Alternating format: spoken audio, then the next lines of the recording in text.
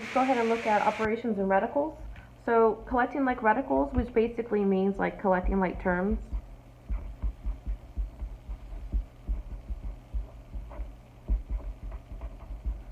So it's everything that goes together. So collecting like terms and collecting like radicals is the same thing. Here's an example. The radicals have to be the same. So radicals have to be the same.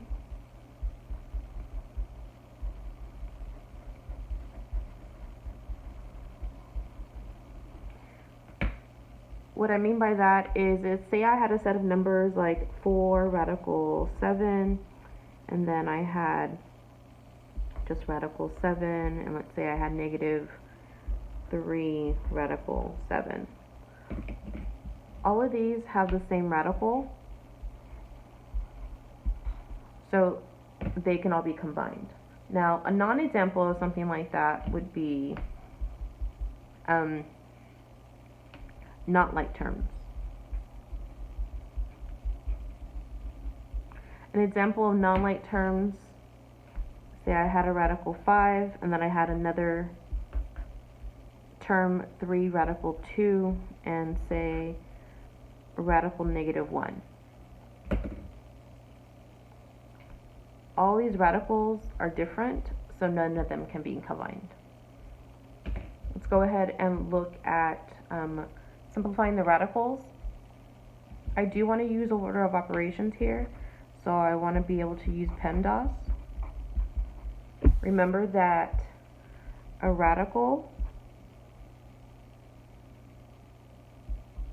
is an exponent. So that's the symbol for a radical. So a radical is an exponent. I want to make sure that they have the same radicals. Let's look at example U. I have 5 radical 2 plus 4 radical 2. You're combining like terms, so you're just going to add the first number. So I say 5 radical 2 plus 4 radical 2. 5 plus 4 is 9 radical 2.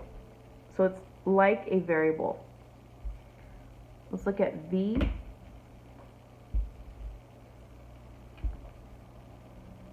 Radical y minus 7 radical y. Those are the same. Let's go ahead and rewrite our equation. 1 radical y minus 7 radical y. I am going to take the 1 and the negative 7 and combine them.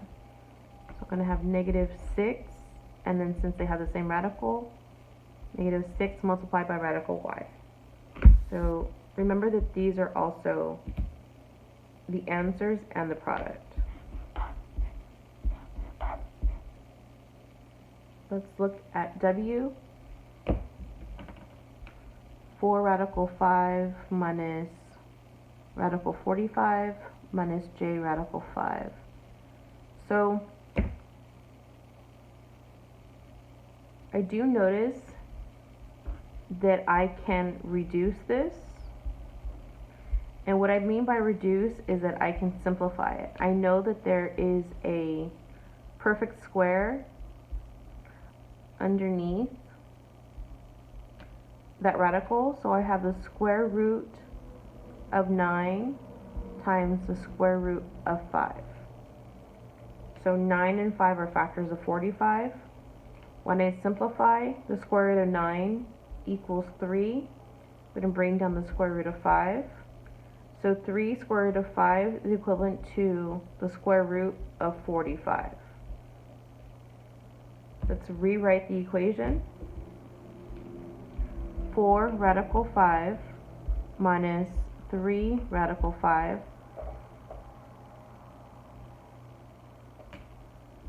that's taking place of the square root of 45 minus j radical 5.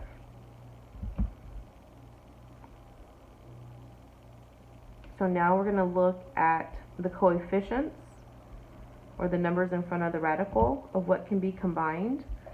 These are numbers and that's a variable. So I'm going to say 4 minus 3 is 1 radical 5. There's nothing to be combined with the variable, we're going to bring it down, minus j radical 5. And if I simplify either further, I'm going to say radical 5 minus j radical 5. And that is my solution. Hi, we're going to look at distributing radicals. So I wrote the word multiply, which also means to find the product. And again, you're going to use PEMDAS.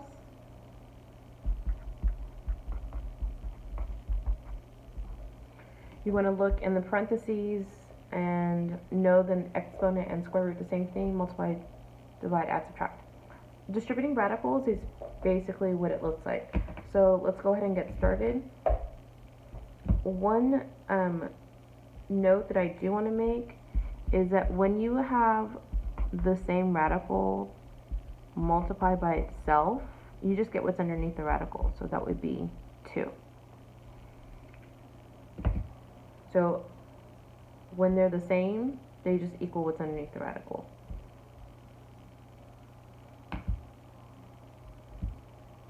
So order of operations says to look at parentheses, and I want to see if I can simplify. You always want to simplify.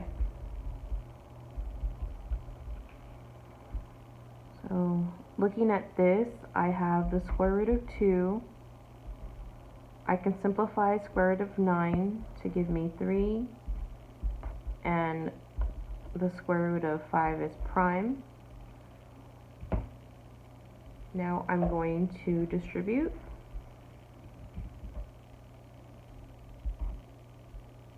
Three square root of 2. So 3 times the square root of 2, and then square root of 2 times the square root of 5 is going to be positive.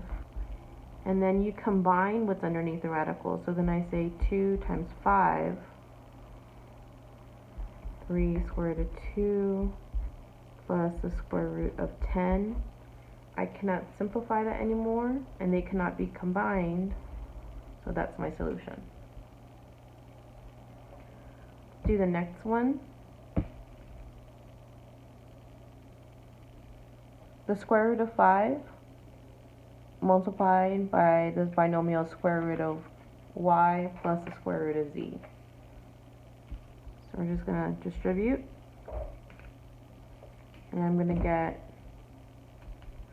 square root of 5 times the square root of y plus the square root of 5 times the square root of z. So I get square root of 5y plus the square root of 5z. And that is my solution. All right, let's go ahead and wrap this up. Radicals and conjugates. So let's start with the definition of a conjugate. So a conjugate is basically the change of signs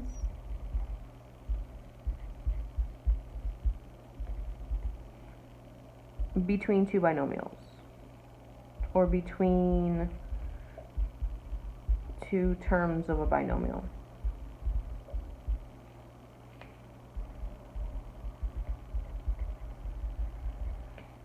An example of this would be the binomial a minus b.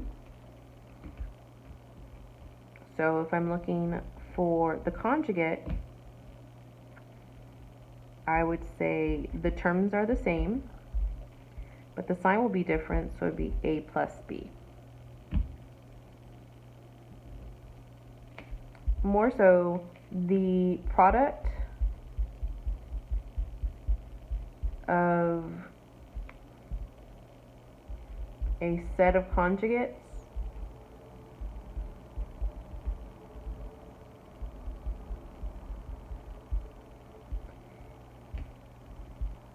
is the difference of squares.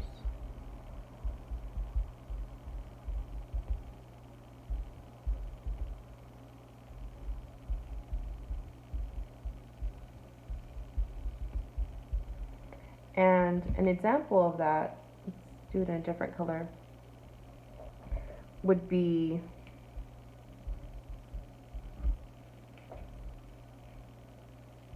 x squared minus 25. So So x is a perfect square, and it's the difference, but if we look at 25 on its own, that's also a perfect square. And that came from the conjugate of, if I factored it, x plus 5, x minus 5. A way that I've seen that for students to maybe understand conjugates, so say I had a happy face, the conjugate would be a sad face. So those two are conjugates.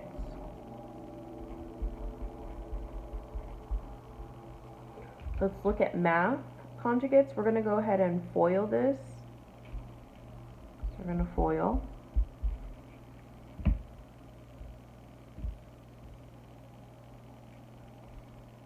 Remember, when they have the same root, you can multiply what's underneath the root.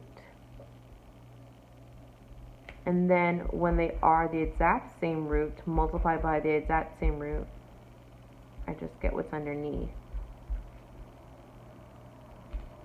So square root of 1 times the square root of 1 is 1.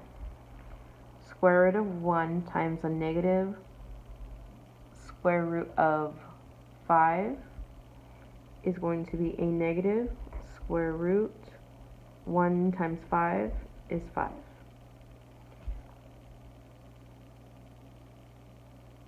Square root of 5 times the square root of 1. Positive square root of 5 times the square root of 1 is going to be a positive square root of 5. And then square root of 5 times a negative square root of 5 will be negative 5. So I said the square root of 5 times the square root of 5 equals 5. If we look at the center terms, they are opposite signs, so they cancel out. I'm left with 1 minus 5, and my solution will be negative 4.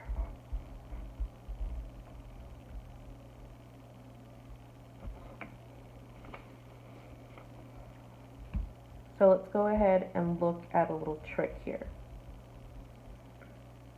Since we talked about the difference of squares, the first and the last term are always going to be squared. So we know it's going to be the difference of squares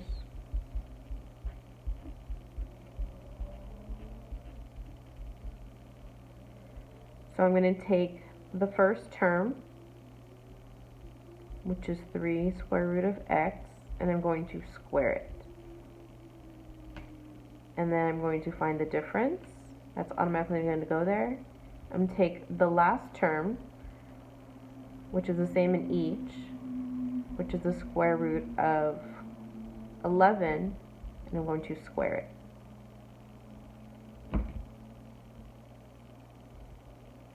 You're going to distribute the square into each. So I'm going to have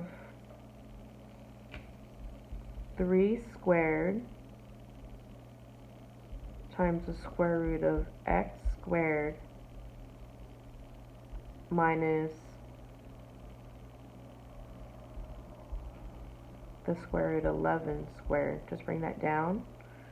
So I'm going to have 9x minus, those cancel out each other, 11. Let's do this again. So we first want to look for the conjugate. They have opposite signs. The first term is x. The second term is 10. It's going to be the difference of squares. I'm going to square the first term, and I'm going to square the second term. X squared is x squared. Bring down the minus sign. 10 squared is 100. So my solution is x squared minus 100. Let's look for the conjugate again. In the last example, my first term is 2x. I'm going to square it, have the difference. That's only when the signs are opposite. And then I'm going to say 25 squared. You're going to distribute the square to each term. So 2 squared is 4. It's in the parentheses, so that's why it gets distributed. X squared is x, so I have 4x squared. 25 squared is 625. I have 4x squared minus 625. Okay, see you in class.